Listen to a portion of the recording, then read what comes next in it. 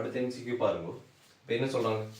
M திணிவுடைய பந்து ஒன்று B வேகத்துடன் தரையிலிருந்து புவியீர்ப்பின் கீழ் மேல் நோக்கி எறியப்படுகின்றது.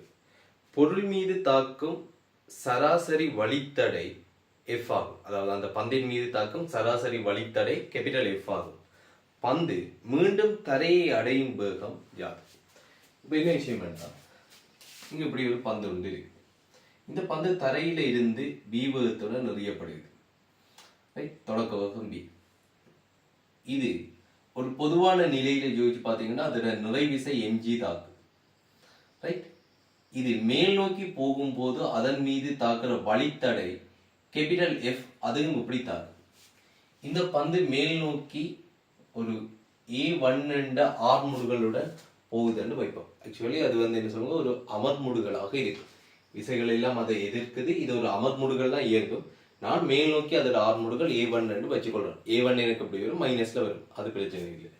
ரைட், இது போயிட்டு ஒரு அதிக புள்ளியை அடையும். இந்த புள்ளி தரையில இருந்து ஒரு எஸ் தூரத்தில் இருக்குதுன்னு வச்சுக்கொள்ளும். தரையிலிருந்து இது ஒரு எஸ் தூரத்தில் இருக்குதுன்னு வை. இப்ப இந்த பந்து என்ன செய்யும் பாருங்க, இந்த அதிக புள்ளியில இருந்து மீண்டும் தரைக்கு வரும். மீண்டும் தரைக்கு வரும். அதிக புள்ளியில இருக்குன்னு சொன்னால் இதோட வேகம் இந்த இடத்துல என்ன பூஜ்ஜியமாக இருக்கும். சோ இந்த நிலையில இருந்து அது மீண்டும் தரைய அடைகிற வேகம் நான் B1 என்று வச்சுக்கொள்றேன். இப்ப கேள்வி, இந்த B1 என்னன்றது. அப்ப இது அதிக புள்ளியில இருந்து தரையை நோக்கி வரும்போது ஒரு பொதுவான நிலையில அதன் மீது தாக்குற விசைகளை பாருங்க. நிறைவிசை எம்ஜி எப்போதும் கீழ் நோக்கி தான் தாக்கும். ஆனா பொருள் இப்படி இயங்குறதால அதை எதிர்க்கும் முகமாக வழித்தடை மேல் நோக்கி தாக்கும். இந்த இடத்துல வழித்தடை எஃப் என்ன சொல்லுங்க, மேல் நோக்கி தாக்கும். அதாவது வழியில் அது இயங்கும் போது அதோட இயக்கத்தை எதிர்க்கும் திசை தான் வழித்தடை. ஸோ இது மேல் நோக்கி இயங்குதுண்டா அதை எதிர்க்கணும்னா வழித்தடை இப்படி வரும். இப்போ பொருள் கீழ் நோக்கி இயங்குதுண்டா அதை எதிர்க்கும் முகமாக வழித்தடை மேல் நோக்கி வரும். இப்போ பாத்தீங்கன்னா இந்த இடத்துல இதோட ஆர்முடுகள் மேல் நோக்கி போற ஆர்முடுகள் எப்படி வரும் என்றால் விசை என்னன்னு பாருங்க. மேல் நோக்கி எஃப் சமன் எம்ஏ, இந்த துணிக்கைக்கு எஃப் சமன் எம்ஏ போடும் போது மேல் நோக்கி தாக்குற விசைகள் minus F minus MG M தர A1 என்று வரும்.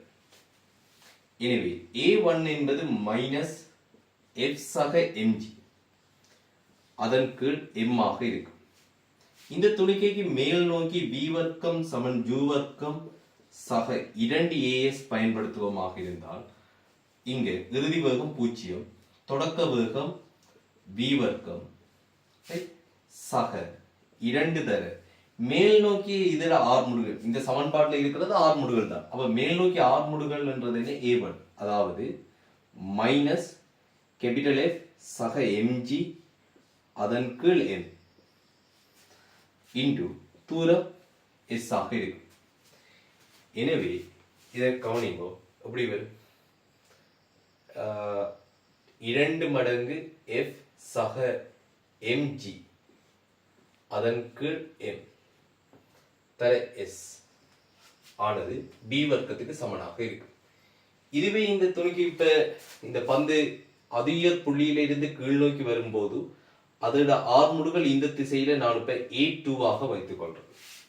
ஓகே, அப்ப இது A2 ஆக இருந்தால் இப்ப பாருங்க, இதுக்கு கீழ் நோக்கி F சமன் MA பாவிக்கும் போது, இந்த துணிக்கைக்கு கீழ் நோக்கி F சமன் MA பாவிக்கும் போது mg minus F mg minus F F மேல் நோக்கி தாக்குது, எனவே மைனஸ் F m தர A2.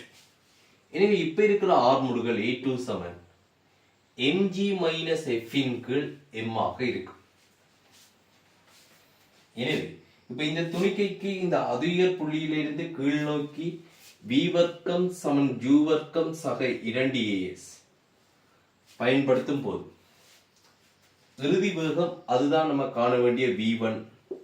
சோ V1 வர்க்கம். தொடக்க வேகம் இந்த மட்டத்தில் இருக்கிற வேகம் என்ன, 0. இரண்டாவது இயக்கம் இந்த இடத்துல இருந்தால் ஆரம்பிக்குது. சோ இந்த மட்டத்தில் இருக்கிற வேகம் என்ன, 0. 2 தர ஆர்முடுகள் கீழ் நோக்கி இயக்கத்தின் போது ஆர்முடுகள் mg மைனஸ் F அதன் கீழ் m ஆக இருக்கு. எஸ்ஸுக்கு பதிலாக நம்ம என்ன செய்யலாம், இங்க இருந்து mv வர்க்கம் அதற்கு 2 தர f சக mg என்று போட முடியும். எனவே m சுருக்குப்படும், 2 சுருக்குப்படும். எனவே v1 என்பது mg மைனஸ் f அதற்கு mg சக f அதனது வர்க்கமூலம் வரும். இங்க பாருங்க, இங்க ஒரு b வர்க்கம் இருக்கு, வர்க்கமூலம் எடுக்கும் போது அது வெளியில v ஆக வரும். ஸோ இதுக்கான விடை வந்து பாத்தீங்கன்னு சொன்னால் 5வது விடையாக இருக்கும்.